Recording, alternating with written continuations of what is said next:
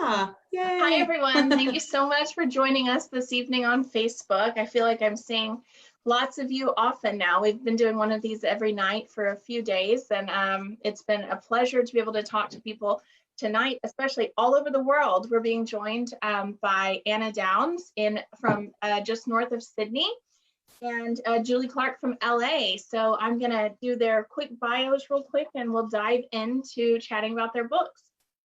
Anna Downs was born and raised in Sheffield, UK, but now lives just north of Sydney, Australia, with her husband and 2 children. She worked as an actress before turning her attention to writing. She was shortlisted for the Sydney Writers' Room Short Story Prize and longlisted for the Margaret River Short Story Competition. The Safe Place, which is her brand new release, was inspired by Anna's experiences working as a live-in housekeeper on a remote French estate in 2009 to 10, which maybe we'll hear more about later. Born and raised in Santa Monica, California, Julie Clark grew up reading books on the beach while everyone else surfed. After attending college at University of the Pacific, she returned home to Santa Monica to teach. She now lives there with her 2 young sons and a golden doodle with poor impulse control. Her debut novel, The Ones We Choose, was published in 2018 and has been optioned for television by Lionsgate. I'm so happy to be chatting with you too this evening, or in your case, Anna, in the morning, on Saturday morning. Yes. I'm talking to you from the future. Exactly. I love that. Yeah, we are in the future over here. We know everything. So before I carry on, John is also in the background here as usual, and he will be getting me questions from the comments. So don't be shy. Anything you want to ask, as long as it's appropriate, I will share it. We'll ask it later on in this talk. Also, we do have signed book plates from Julie Clark for The Last Flight. Both the books are highly recommended by Murder by the Book staff. You may have seen our reviews in recent newsletters, and excellent summer reading if you're so inclined. So the world is pretty crazy right now. How are you both? I'm fine. I'm okay. Thank you. I'm very well. We were just chatting before we went live, and I was saying that here just north of Sydney and in Sydney at the moment, we're doing okay. We're doing fine. Melbourne's in a bit of trouble at the moment, which is a bit sad and scary, and obviously there's lots of rumors of backsliding, which we really hope that we won't. But you know, I live in I'm not in a city, I'm in a relatively small coastal community, so actually, you know, those places are faring a little better. And also as a writer, you know, I'm not going out that much anyway, so personally I'm fine. I've got a lot of friends and family in the UK and the US though who are faring a little less well, and being so far away from them is quite it's not very comfortable, it's not very fun, you know. I kind of want to go and be with them and help them. So yeah, that's me. Yeah. How about you, Julie?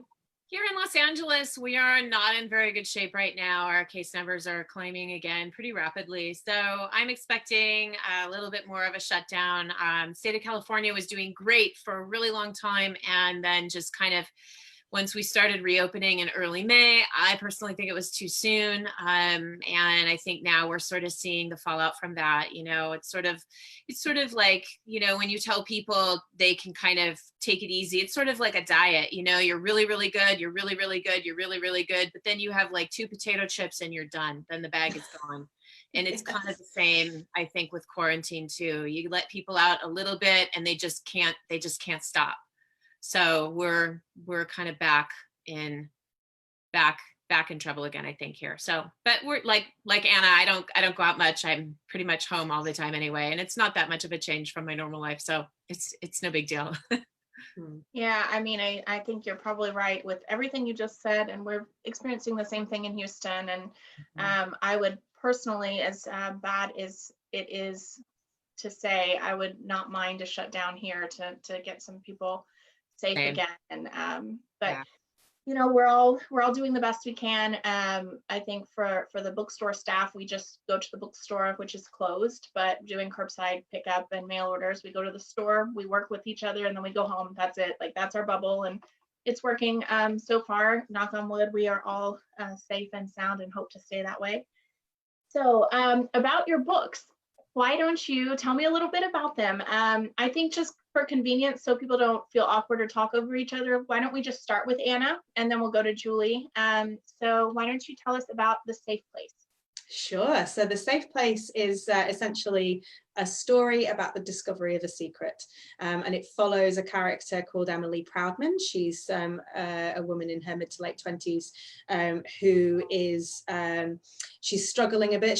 A lot of people have described her as a hot mess. Her life is sort of crumbling around her ears in a bit of a catastrophic fashion, and she's kind of rescued from this mess by a very charismatic, very handsome, very exciting businessman who she actually works for. She's temping for him in his company, and he offers her what seems to be the opportunity of a lifetime, which is a job working for and living with his family on their beautiful and remote property on the west coast of France, on the Midwest coast.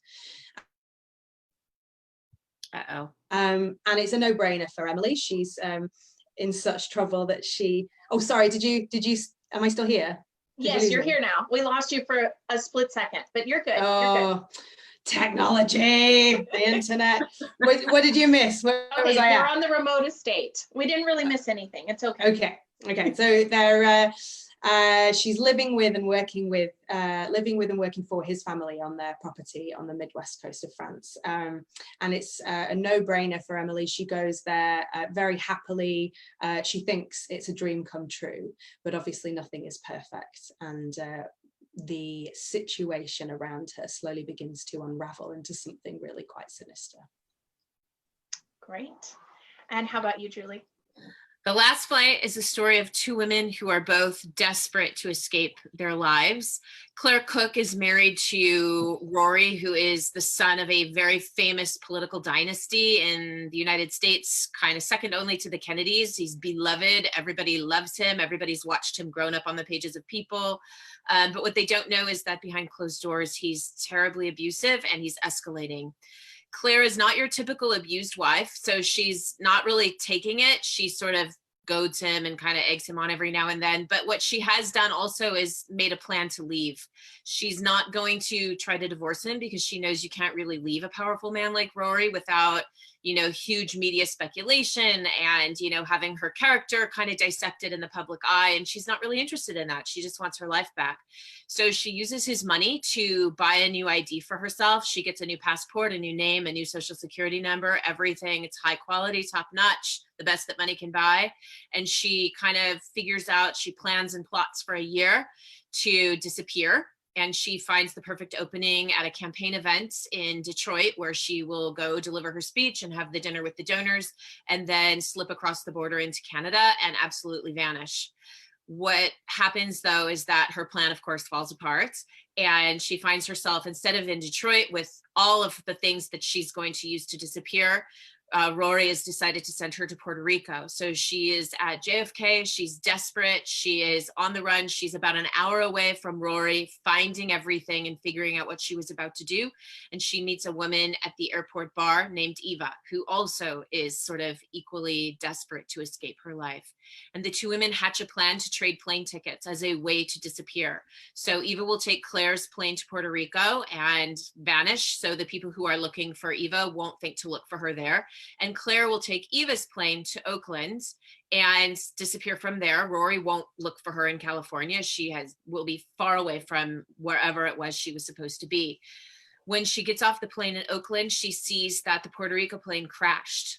And so news of her death, because supposedly she was on that Puerto Rico flight, is about to, crash all over the media, and she needs a place to hide and figure out what to do next. And so she has Eva's purse and ID and house keys and everything. And so she just thinks, well, I'll just go hide out there until I can figure out what to do. And pretty soon she starts realizing that it's not just a head start, but it's a new start. She can actually become Eva if she needs to. And what she doesn't know, though, is that Eva was running from things that she wasn't very honest about, and that there are people on the ground in Berkeley who have noticed that Eva has gone missing and Claire is there instead. So it's definitely a thriller. Dun, dun, dun. Yeah, I know. Exactly. It's gonna make the best TV show ever. Yeah, absolutely. So No, I hate the question. Everyone hates the questions. Where do you get your ideas from? That's not what I'm asking. But was there a non-spoiler spark for your books?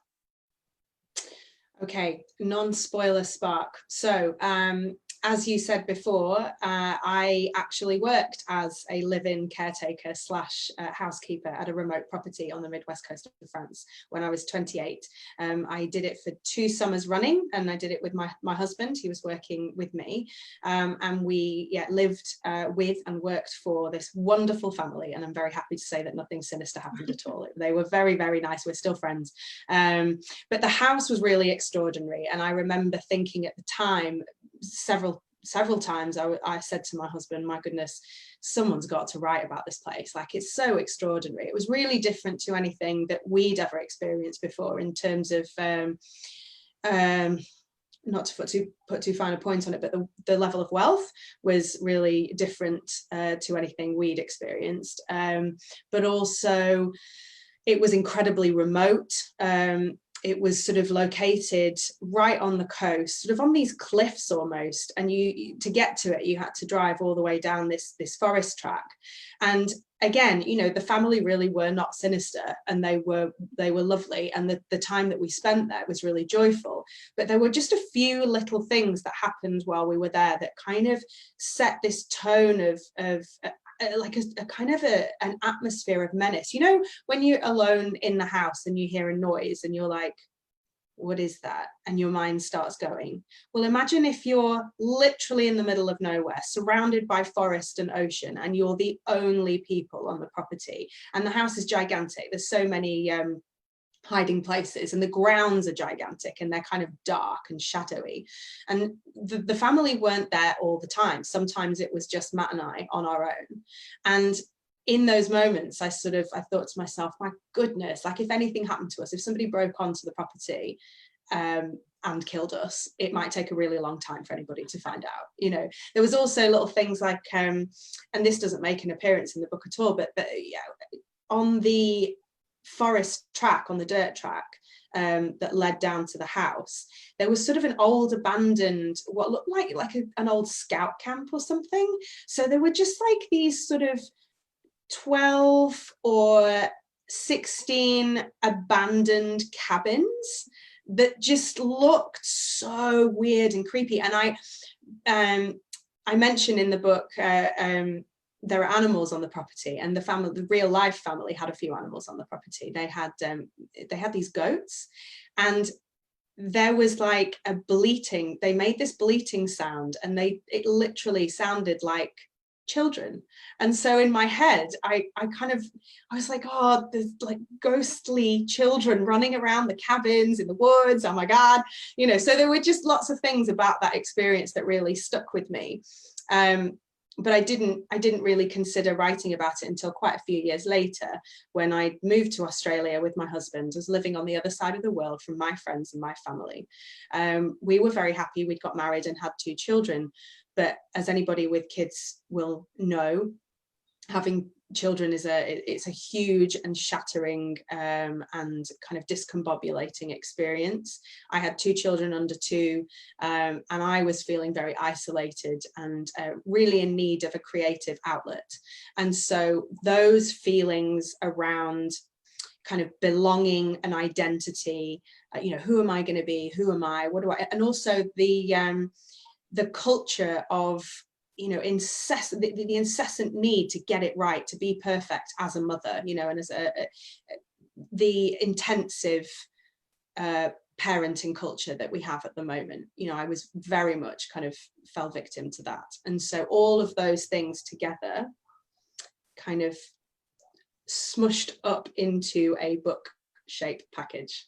And that's what you have behind you.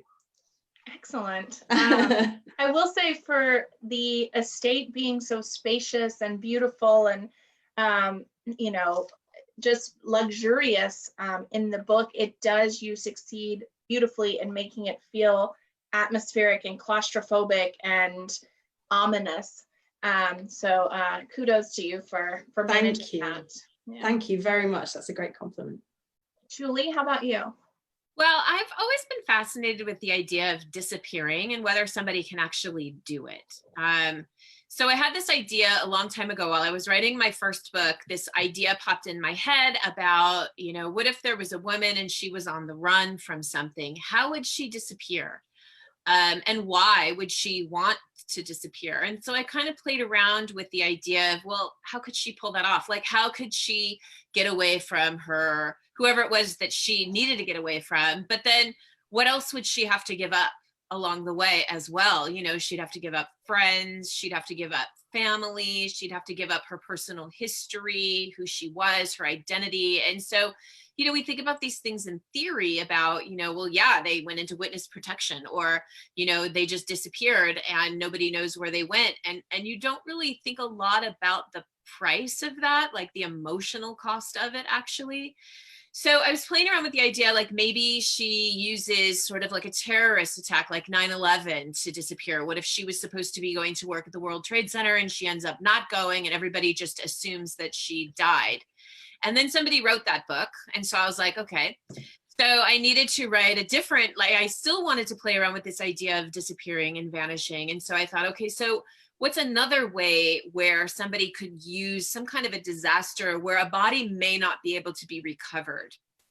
And so I came up with the idea of a plane crash. And so again, it's like, okay, well, how am I going to get her on that plane? And so writing books for me is sort of like, I start with a what if, and then I just start trying to put all the puzzle pieces together in a way that makes it feel real. So at that point, I knew she was going to be on a plane, or she was supposed to be on a plane. Well, how is she going to get off the plane without everybody on the plane knowing? And so at that point, Eva was born. And I was originally just going to use Eva as a device to get Claire on the plane. And then I realized, well, of course I can't do that, because, she has her own story, and Eva kind of just kept needing attention. And so she became my second main character as we learn all about, what she was running from and the kinds of things she was dealing with and the choices that she had to make. And pretty soon it started to really become a book about women and the choices that we're often forced to make in a very patriarchal society, where our opinions aren't valued, or our credibility isn't quite, what it should be, and sort of how, some women are sort of adjusting and speaking out and fighting back. And I wanted my two main characters to do that as well. So that was sort of kind of how the book moved toward what it is now. And speaking of those characters, so I always like to ask authors a couple things about their characters. Number one, in what ways, especially if it's, a female author writing about female characters, in what ways do you see yourself in your characters, and in what ways are they different? So for you, obviously it would be Claire and Eva, but for Emily, for you, Anna. Yeah, I mean, Emily, so I this is my first novel, and this is my first attempt at writing a novel as well, which I'm kind of very proud of, but also a little bit embarrassed. Most writers seem to have a lot of goes at this. So when I first started writing, it was really just, like I said, I needed a creative outlet. I needed something to do to kind of help me out with my sanity. And so I started by fictionalizing a few of my own personal real life experiences. So I used to be an actor, and I was thinking, well, what's a funny, extraordinary thing that's happened to me? And castings and auditions are so weird and surreal, and I had a few anecdotes that I thought, well, I'll kind of fictionalize them into scenes and just see, just for my own pleasure, just for fun.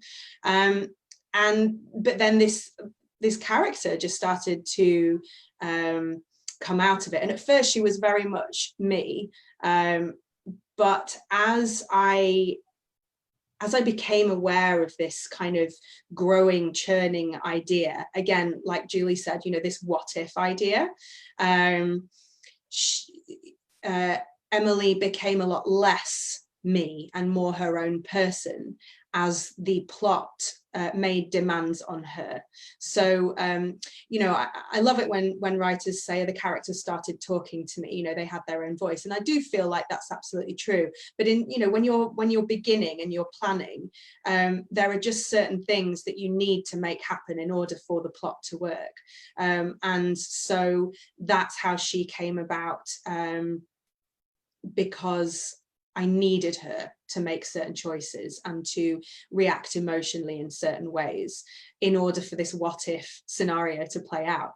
So she's ended up being really quite different to me, but I do think, you know, I've definitely lent her my voice, my humor, you know, the kind of rhythm and cadence of my own speech is in her, whereas the other characters much less so. They're much more imagined, and they're much more products of I don't know, something I have felt emotionally. You know, I use that as a springboard for them. Yeah, so I probably enjoyed writing those other characters though more than Emily. You know, they were much more exciting to me to imagine. Yeah, I hope that answers the question. Absolutely. Yeah. Julie?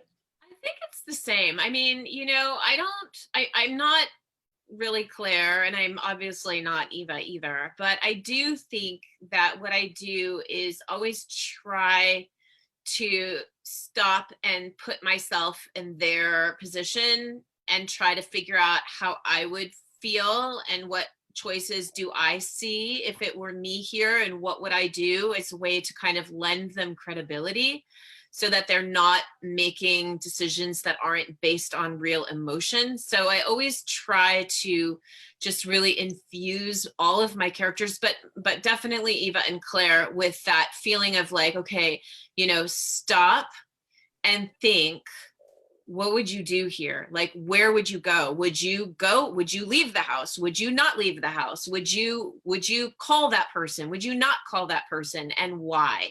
And so a lot of who they are really who I am, not who they are in their, you know, backstory or the choices that they've made in the backstory, but definitely I am pretty much along the ride with them, just in how they choose to react and how they feel and their emotions and the things they choose to say and the things they don't choose to say, until, like Anna said, I do think that there comes a time when they become so fully fleshed out in your mind, you know really well how they will react and choose things that aren't necessarily what I would choose for myself, but always starting there as a way to get to know them really helps. So I do think like there is a layer of me in every character that I write, but it's way, way, way, way, way down at the very like cellular level.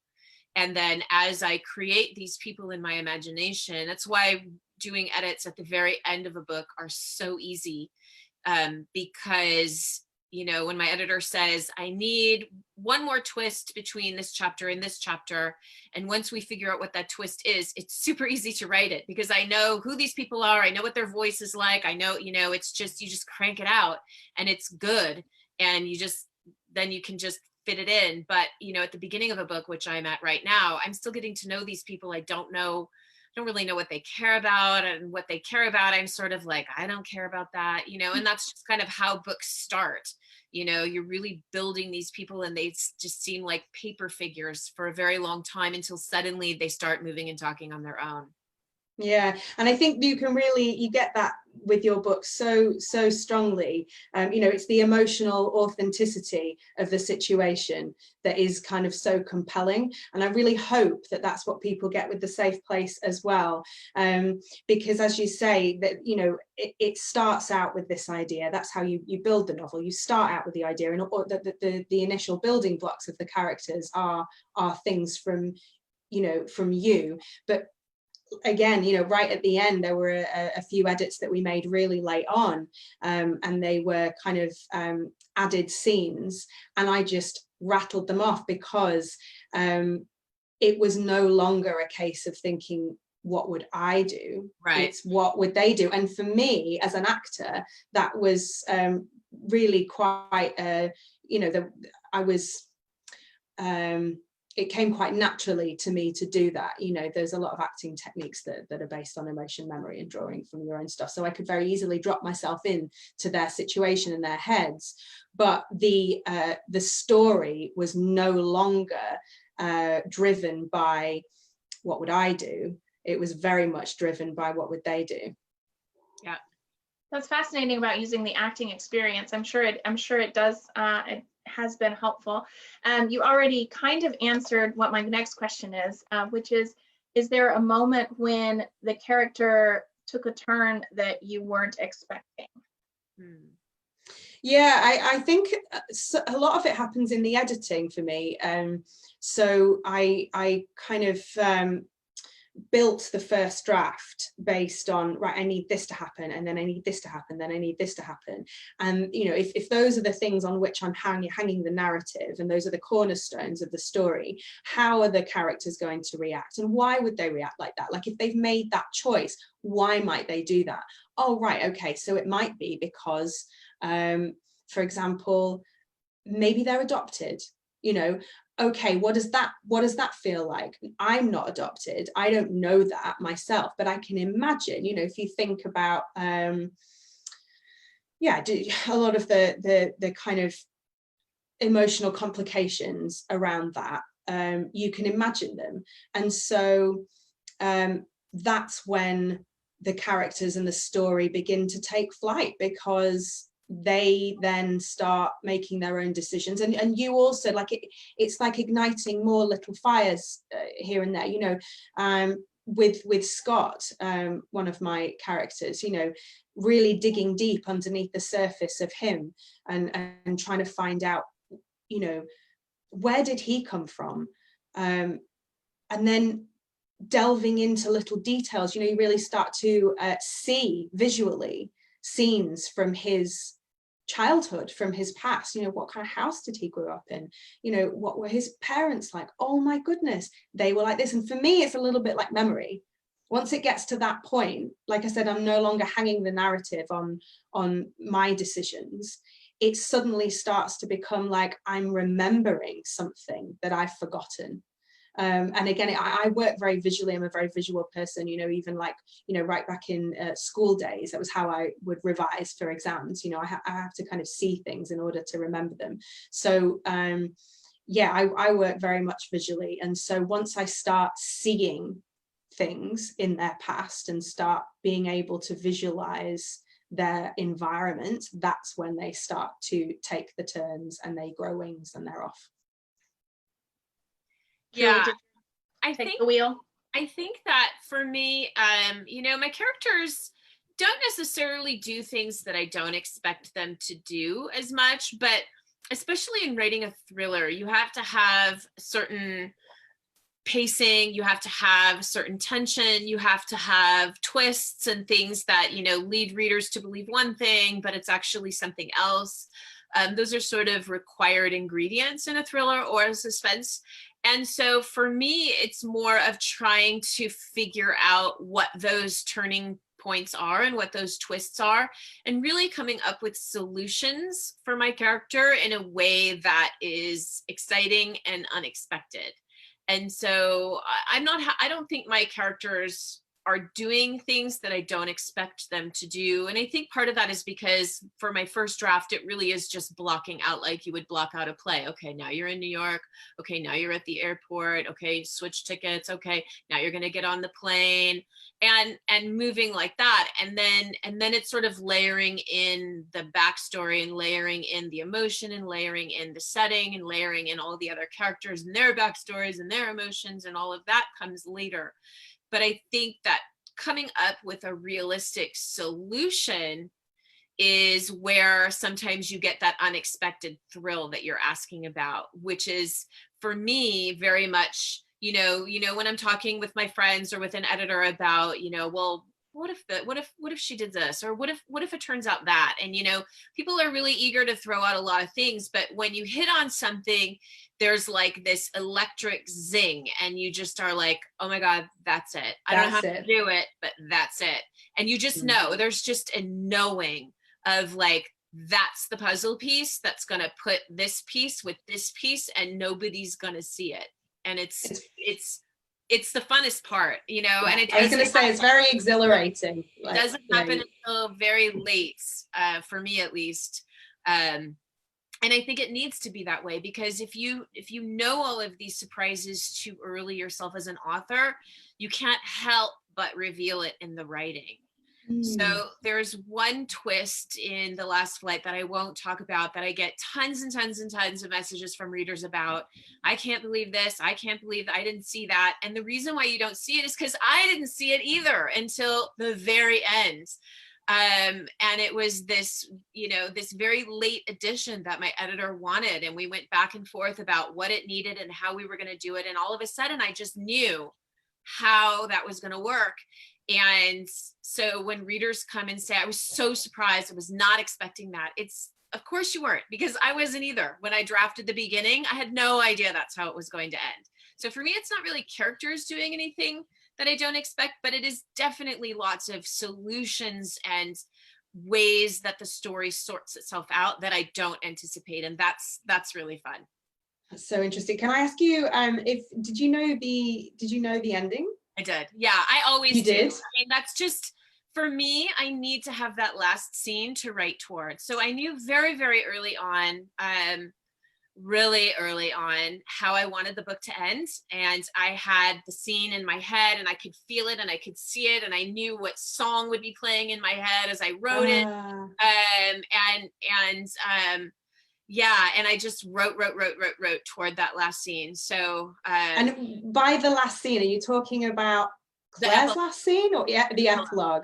Mm-hmm. Because I wondered about that so much. I'm not going to talk about it, obviously, but I did, when I finished it, I sat there and I was like, I wonder if that came about as a natural, and if she got to that point and went, oh, that's what I need to do. Or if you had it in your head, because certainly I had my last scenes in my head from the very beginning. I was that way with my first book too. I knew how it was going to all resolve before I knew how I was going to get there. I just knew that was my destination and that was how I wanted it to resolve and that was how I wanted it all to end. And with this book, it was exactly the same. And with the book that I'm working on right now, I don't know how it's going to resolve, and that's slowing me down a lot, to be honest. I'm kind of surprised that I don't know. And it's hard. It's harder when I don't know the ending. I'm sort of messing around in the middle.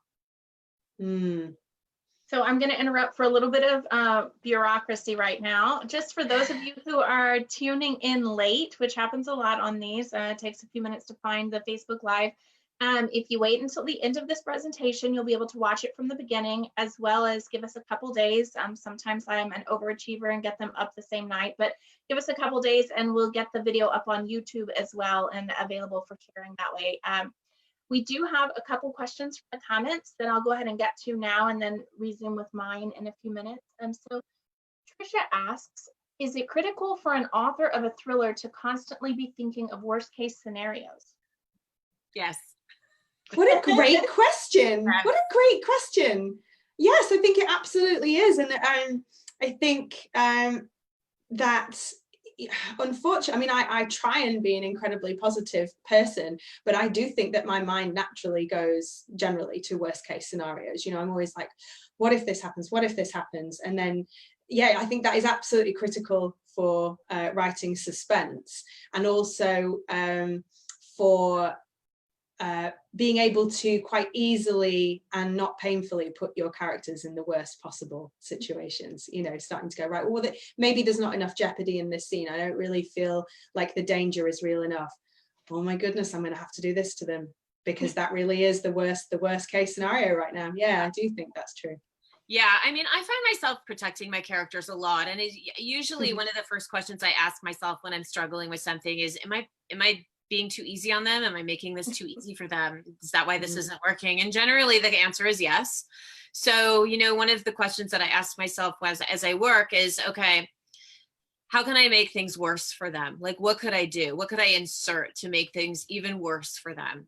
Could it be, a lost something or other? Could it be, I originally had Claire, getting off the plane with $1,000 in her wallet. And I was like, that's way too much money. No, let's give her 300, and just things like that. Just little things like that just make your character boxed in a little bit more and a little bit more. So yeah, but it's hard, because when you get attached to them, you want them to prevail. You just don't want them to prevail too soon.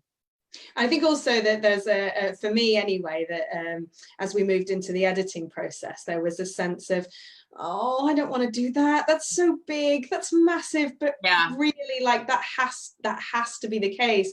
And there were a few things that my editors suggested, and I was just like, oh man, that's going to really hurt them. It's also going to be really difficult to do, but you know in your heart that really you just have to pull that extra rug out to make it that much more exciting. And it's such a challenge. It's so like it. I don't know about you, Julie, but certainly when those edits, those suggestions come through, there's a kind of initial moment, as I say, where I go, oh man, and then there's a couple of days where I'm going, I don't want to, and then there's this, like we said, you know, a kind of exhilarating electrical moment where you go, oh no, they're right, and it's going to take me here, it's going to mean that it's going to open this door, that door, and then you're kind of, you know, yeah. And I think that resistance is pretty typical too, you know, that, you know, no, that, you know, and a lot of it has to do with how much work it's going to be, you know, because it's done, no, it's done. But I also think that it's that fear of changing things, and it's that fear of undoing things. And as you know, when you undo this over here, it's going to trickle all the way down to everything that came before it too. And so it's not just changing one thing, it's changing everything that comes before it. So it's hard, but I also, and there are times where, you know, people will make suggestions and you'll be like, no, that's not going to work. And then somebody else will make a suggestion. No, that's not going to work. And then finally somebody makes that same suggestion and you're just not ready to hear it until you're ready to hear it. And then, you know what, I think I am going to end up having to do that after all, even though I really didn't want to, but I see now that that's how it needs to be. And, you know, sometimes you're just not in the right place to do that or to accept it. And then when you are, and then you're off. And then, and it's never as hard as you think it's going to be, you know. I was going to say the same thing. It's always felt huge and kind of, you know, like it's going to sort of destroy everything. And I do remember saying at one point to an editor, like, we're literally going to take the foundations of the story out. And they're like, are we? I was like, actually, no, we're not. And it wasn't that hard. It was quite enjoyable. I remember thinking during the structural edit phase, I was like, this is sort of simultaneously the worst and the best thing like I've ever done. You know, the sort of Tetris nature of it, the jigsaw puzzle. It felt at any given time like I felt like I was on a treasure hunt. You know, the adrenaline was so real, but also my brain was leaking out of my ears. I felt like I was never going to recover. It's a little nuts. And it's probably one of the hardest things I've ever done is go through the publishing process. And I don't know why I keep doing it, but it's fun. You know, it's fun. It's really fun. We have a very specific question about the publishing process that I probably know the answer to, but a lot of our viewers might not. So Leisha commented that both books have such great covers. Can you talk about them? Yeah, Julie, you go. Well, the cover is really up to your publisher. And so, you know, and they have an art department there, or they contract it out depending on what they want to do with your book. And they send the art department kind of, sometimes they read it, sometimes they don't. Sourcebooks reads your book, which I think is phenomenal. But you know, a lot of publishers, the art department cannot read every book that they design covers for. So the editors generally give them a rundown of what the book's about and what the themes are and what the feeling is. And, you know, sometimes authors are asked to send sort of covers that they love so they can get a feel for that. And then they come up with a cover, and our editor sends it to us, and we love it or we hate it. It's very anxiety inducing, you know, when your editor sends you that email and says cover, and you're like, oh my God, am I going to hate it? Am I going to love it? Am I going to hate it? Am I going to love it? And so generally, you know, I loved this cover from the very moment that I saw it. I was so relieved because I was very afraid that it was going to be something that I didn't like. And then, you know, usually your agent will go, and kind of speak on your behalf and be like, we don't love it. And, you know, Julie is feeling a little uncertain, and, you know, your agent kind of steps in and makes all of those, you know, inquiries about a second round or maybe a third round, or, you know, maybe we go back to the drawing table. But for me and this cover in particular, this was our first cover. It was the first cover the art department came up with, and we all just unanimously loved it. I mean, I have no complaints. So I felt very, very lucky, but it doesn't always work that way. No, we had, I think the cover that's on there now is the third suggestion. And the first two were like, I didn't hate them. It wasn't awkward. It wasn't, you know, I didn't have to send my agent in to kind of be nice about it. We thought they were lovely, but they were just not, there's just something we were like, I don't know, that kind of thing. But there wasn't anything specific that we could really say. And certainly from my point of view, you know, I'm so new to all of this, and I couldn't articulate what it was that I didn't really love. And then this one came up on the third try, and the email kind of went, look, I think you're gonna love this. I'm really feeling good about it. So already, as you say, already I was going, oh my God, what if I don't? And then I opened it up and I just gasped. I was like, oh, it's so beautiful. But it has that kind of creeping menace as well. I love how it pops. I love the colors. I love the water. I just love it. I'm so happy. Yeah, and I think that there's just a general, as a writer, you have an idea you don't really have an idea in your head of what it should look like, because we're not designers, and so I don't have a cover in my head that I want. But I also know that the cover never looks how I want it to look in that first second, because it's just not how I imagine it. And I don't know what I'm imagining. I'm just not imagining that, because that's concrete, and what I'm imagining is not concrete. So I think that, you know, that's something that you always, no matter what, you need to sit with a cover for a day or two and let, you know, you're not supposed to show anybody, but you can, you know, show your close friends and family, what do you think? And they'll say, oh, it's great. They'll tell you they love it, but they won't love it. And, you know, and just, you need a couple good writer friends to send it to, and they'll be honest with you, because a cover is really, really, really important. Really important. So, you know, you want to love it, and you should love it, and you should not publish a book with a cover you don't love, because it's really your book's face, you know, and by extension your face. So So what do you think about, because you've got 2 covers, don't you? Because I have, well, for every edition that is printed, so like my UK cover is different from my US cover. I don't have one in my room with me right now, but it's like, it's more similar to yours, actually. The coloring, the palette, it's, you know, it's an overview of a beach. See if I can bring it up. Yeah, it's an overview of a beach with people on it, and the ocean is blue, and then there's the shadow of a plane passing over it. And so it's very ominous. Yeah, that's the UK cover. And so that's been really fun. As you sell editions in the foreign market, they generally come up with their own take on it. Sometimes they use the US cover, and other times, like my Polish version is the US cover, but my German cover is totally different. My UK cover is totally different. And so that's really fun, you know, and you get those covers to see them.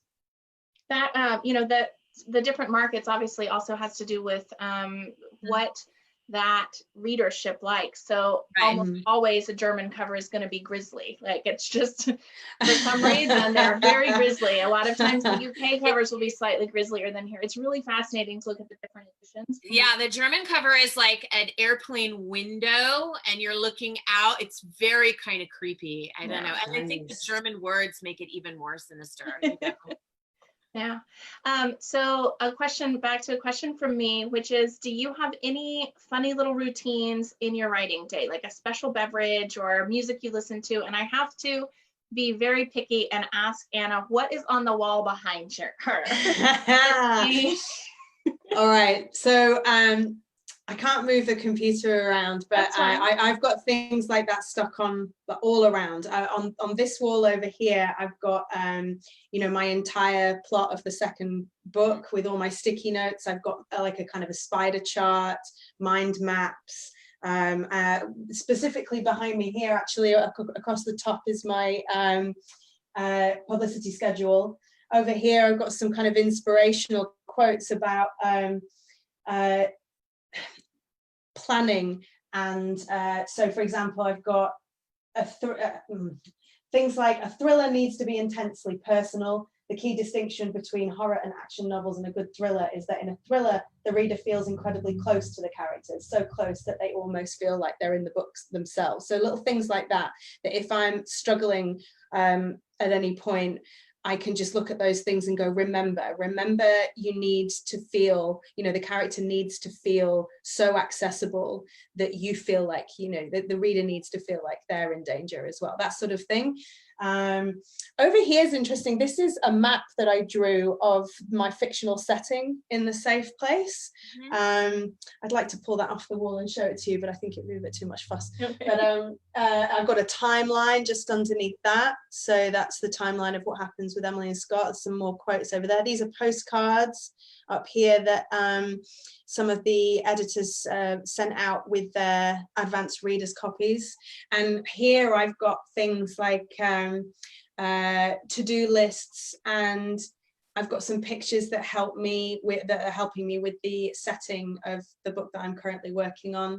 There's a couple of notes about structure and I kind of like to be surrounded by all of those things while I'm working. I'm really lucky now. We've actually moved house since I wrote The Safe Place, and I have a designated writing space, but when I wrote The Safe Place, I didn't at all. I wrote almost all of it from, you know, sitting on my bed or sitting at the kitchen bench, you know, with maybe a child playing on a mat here, and, you know, another one in a capsule having a snooze here.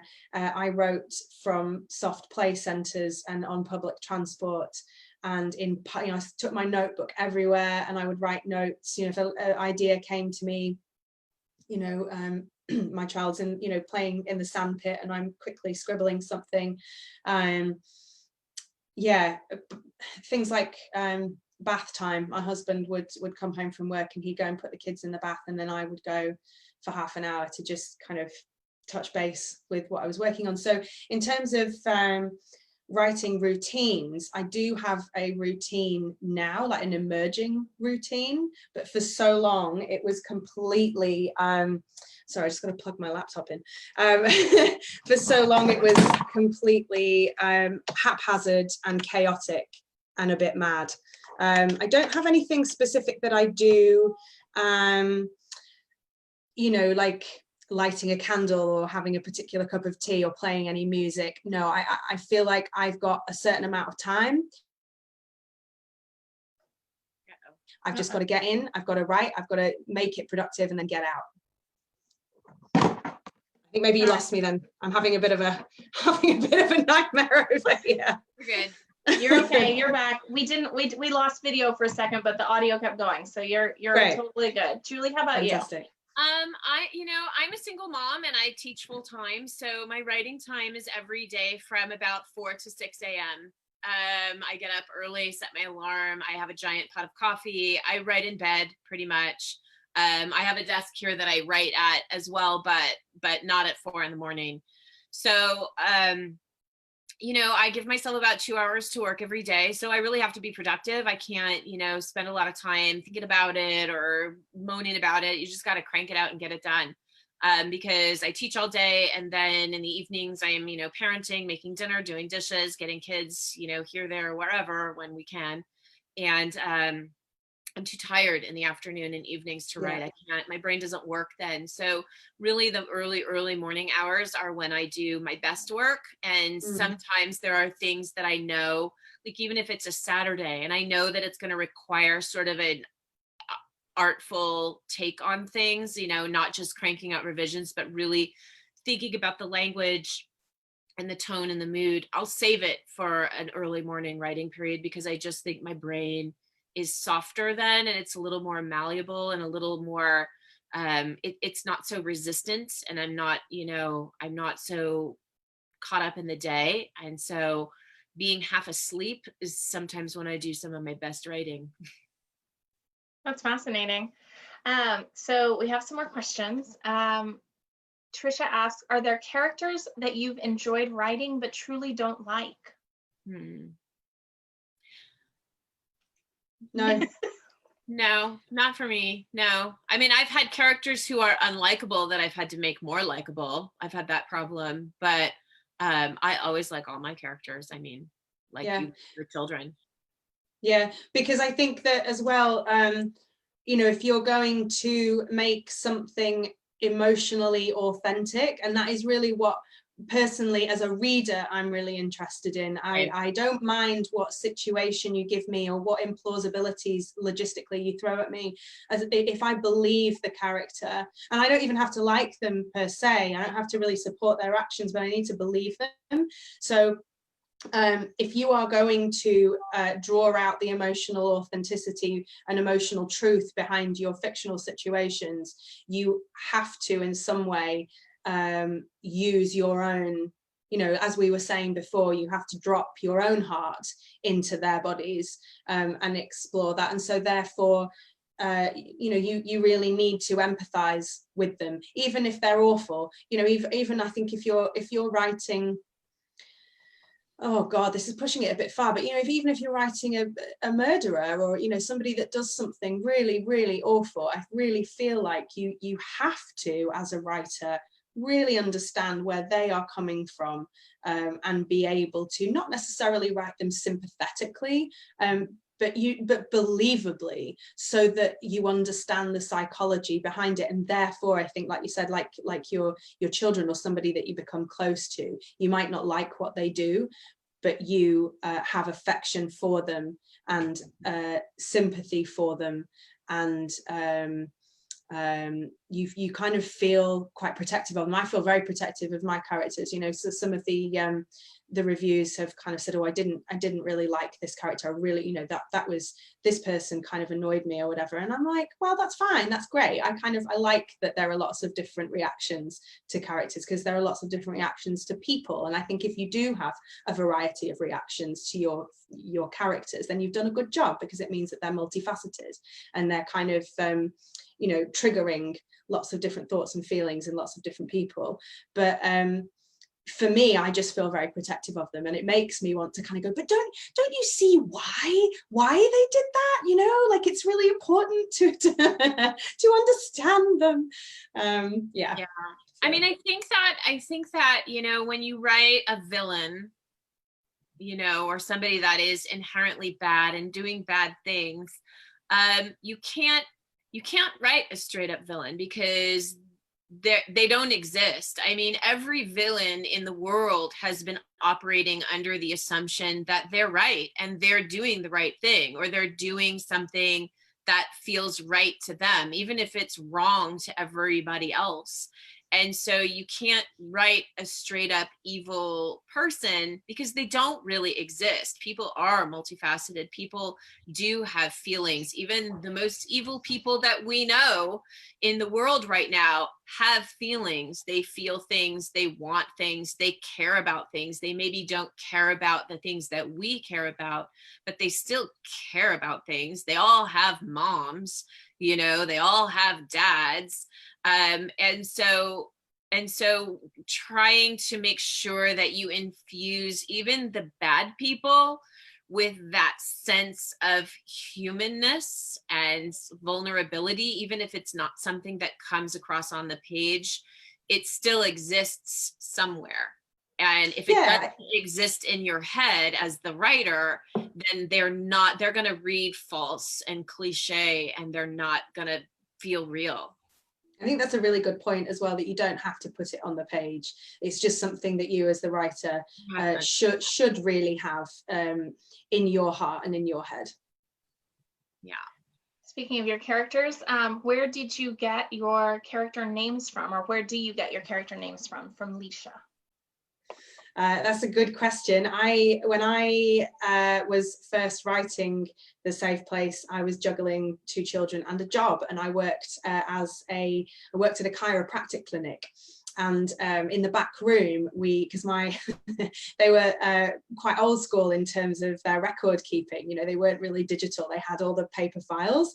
So as I'm kind of trying to think of ideas for the book and plot lines and stuff, I'm thinking, oh, I need a character. I go into the back room and kind of thumb along the files and pick one out and be like, great, yeah, lovely, that's a good name. So I had access to a whole archive of names in the back room of that chiropractic clinic. It was very helpful. I'm the worst at naming characters. I just cannot. I don't know why. I usually just pick a name, the first name that pops into my head. And generally I'll have a writer friend be like, no, try again. You know? And so I just, you know, some of them I hit on right away. I knew Claire right away because I just liked the name Claire. Eva, I don't know how I ended up with Eva, but that's how I ended up with Eva. You know, I draft in a program called Scrivener, which has a name generator. And so you can, you know, if you need a name that starts with a P, you can enter that. And, you know, for a male name or a female name, or, you know, and so sometimes I'll go there for a first and last name combination that just pops out to me. And it's just a random name generator. And sometimes I'll do that. But, names are tricky. Names are tricky for me. And I don't always love the ones that I come up with at first. And I use them as placeholders until I can come up with something better. But then the problem is that you become attached to the name that you have. And so with my first book, the ones we choose, my main character's name is Paige, but for a very long time, her name was Gerda. I don't know why I named her. Wow. So and you know, my editor was like, you got to change this name. And I knew it and I understand it. You know, it wasn't working with her character and her generation and kind of what her personality was like.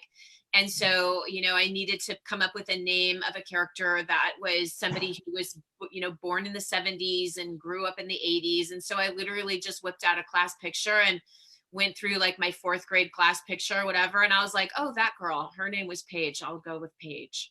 Oh, that's interesting. Yeah, I was going to say quite often I'll pop the name in and then, as you say, use it as a placeholder until something more resonant comes along. There's a character in The Safe Place, a little girl called Aurelia, and her name was very specifically chosen, and for reasons that I can't quite reveal because it's a little bit, it feeds into a spoiler, but that was probably one of the only names that I took a really long time over trying to work that out and give it a little bit of special resonance, whereas the other ones were kind of, yeah, you know, if you need a character who's feels a little extraordinary or a little bit you know, there's got to be something behind it, then there's a different way of selecting that than if you just need somebody who needs to be, you know, like a strong person's name or a, you know, all that stuff. So I guess it's not quite as random as just picking something out and going, yeah, that'll do,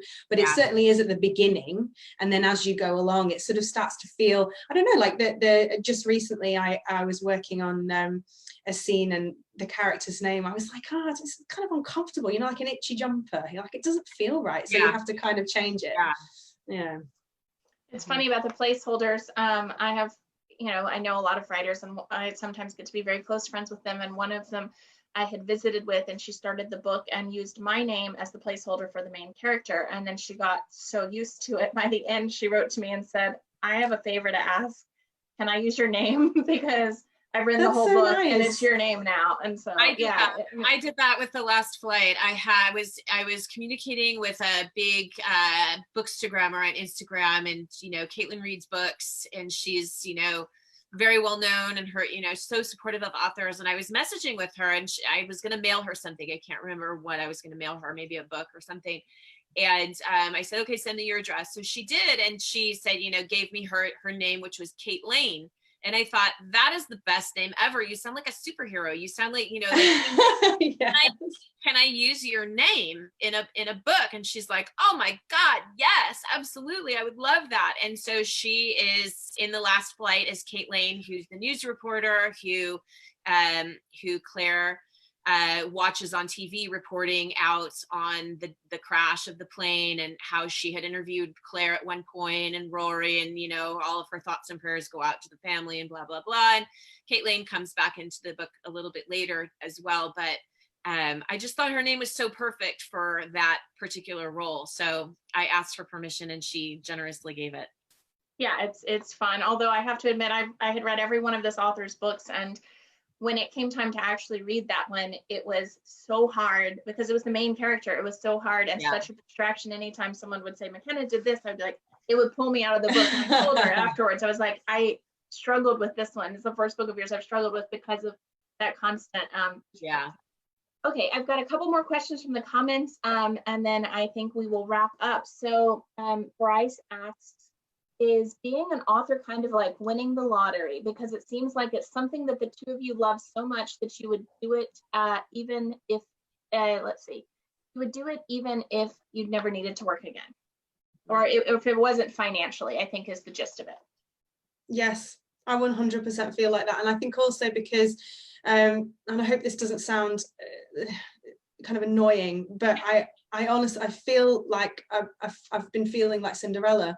It's been amazing. It's something, so I haven't been writing for a really long time, but I have been storytelling for as long as I can remember.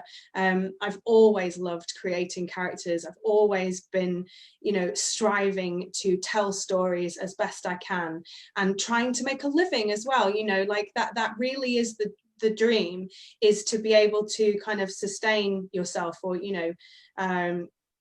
not have to do anything else. Having said that, I've always had other jobs, and in some way all of those jobs have fed into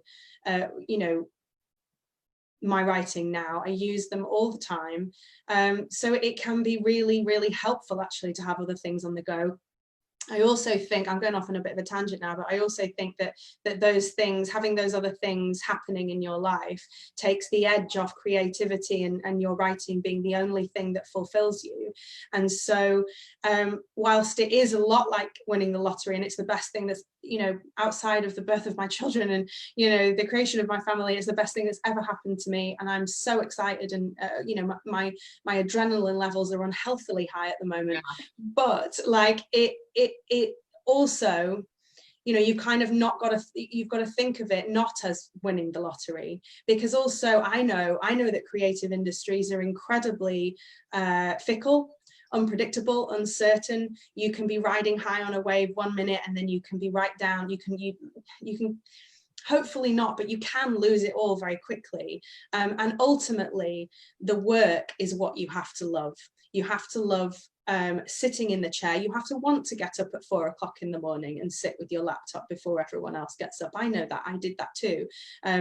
It's the process of putting the words down on the page that is the real lottery win. And the fact that I can do that and earn money is wonderful, but I would do it anyway. And writing was such a healing thing for me to do at a time when I was in a bit of a mess in lots of ways. It helped me become a better human, a more functioning parent. It gave me balance back. And I just hope that I never lose that balance by tipping too far the other way and being like, great, well, this is all I am now. I'm a writer now, and this is, you've got to give yourself variety, and you've got to make sure, I think personally, that you never put all your eggs in any one basket. There is no basket that's big enough for all of the eggs, I would say.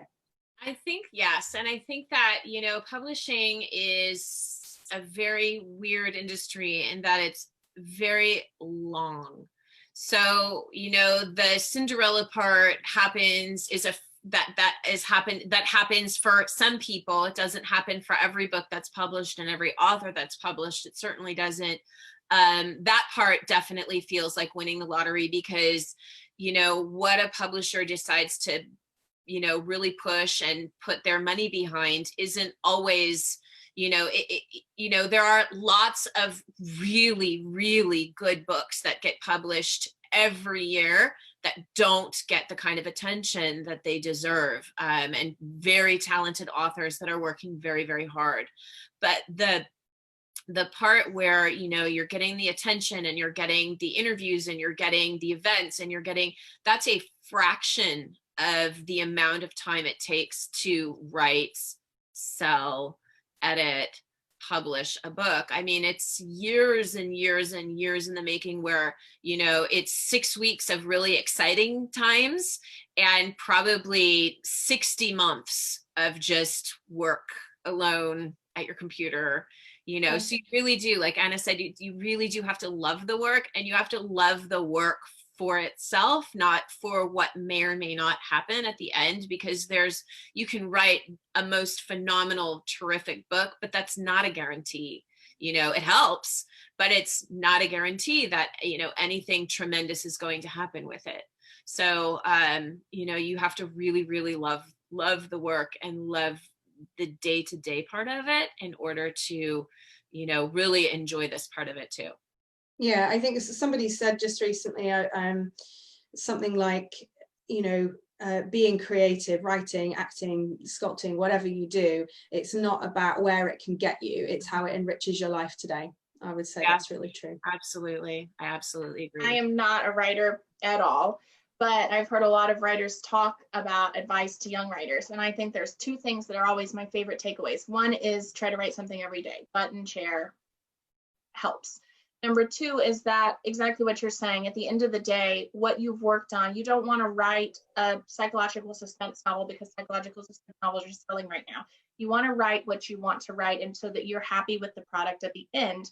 And then if something great happens, wonderful. If not, you have a reward in that process. And I think that's certainly excellent advice for both of you. The process is the reward. Yeah, I agree with that.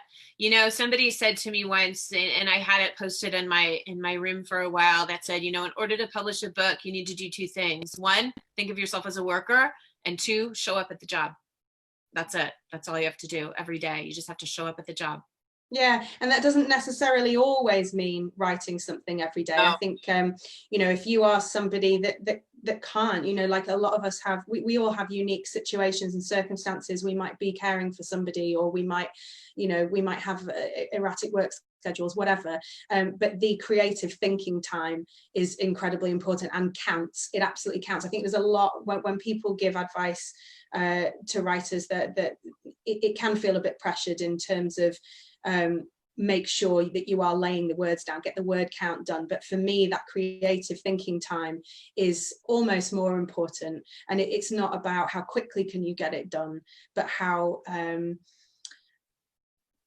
much thought you put into it, and how it comes out for you, how it comes about for you personally. It's not going to be the same for everybody. So however you can get it done.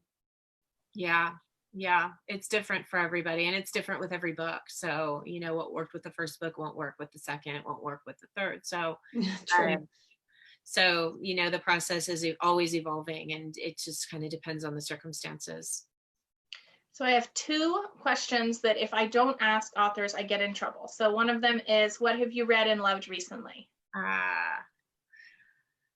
Aside from each other's books, which of course I was going to say, about each other's books. Julie's is the last book that I finished. I just read a book called Exciting Times, which is by an Irish debut author called Nisha Dolan. That was recommended to me on Twitter by Catherine Heine, who wrote Standard Deviation. I love her so much. I was, as soon as she said it, I'm like, yeah, fine, sold, done. And that's really interesting. I read very widely, so I read a lot of different things, but it's very funny, very incisive, very now. I've been reading a lot of kind of very millennial stuff recently. I think you can see adults just there. I really enjoyed that, by a woman called Emma Jane Unsworth. I read Untamed as well just recently. I've been reading a lot of smaller like Australian indie books as well. There's some brilliant ones coming out, and I'm just about to start in the UK and Australia it's called The Shadow Friend, Alex North, but it's called The Shadows, I think, in the US. Yeah. Oh, I'm yes. really looking forward to that. The Whisper Man was one of the best thrillers that I've read in a long time, so I'm really excited about that. Yeah, I'm reading widely. The books that I keep recommending again and again to friends. I loved The Vanishing Half by Britt Bennett. That one was just I've heard that's great. One of my favorite surprise delights of the spring season was Una Out of Order. I just thought that was so charming and cute and clever by Margarita Montemore. I loved Minor Dramas and Catastrophes by Kathleen West. That was also super fun.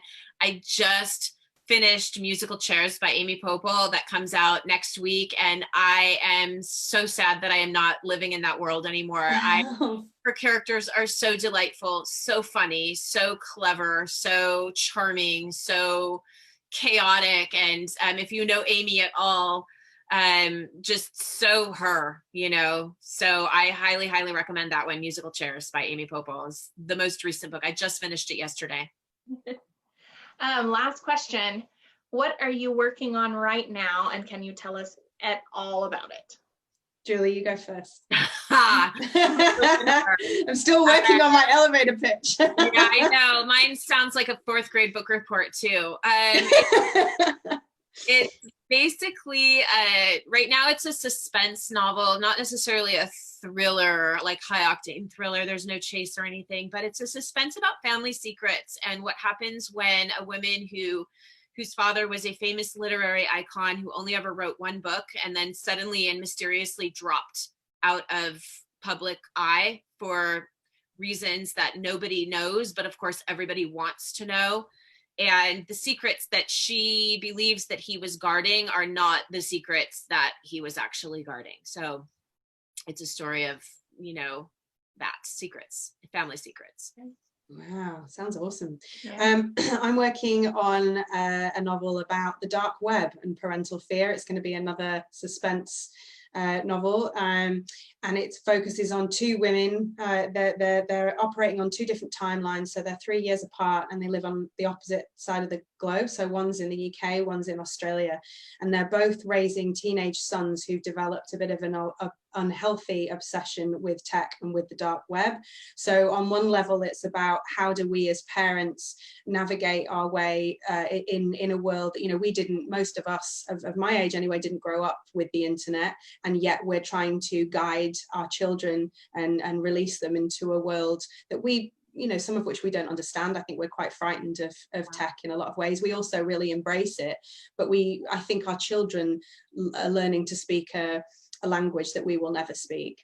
It's also about, in 2017, there was a bit of a craze, an internet craze, where YouTube vloggers were ordering mystery boxes from the dark web, and they were a bit like, they were kind of filming themselves opening these boxes and pulling out, you know, they would pay for them, they would buy them on dark web marketplaces and pay for them with Bitcoin, and they would pull out things like a burner phone and a flash drive and what looked like maybe a little packet of drugs, and they were very strange objects that, you know, nobody could quite figure out who was sending them and to what purpose.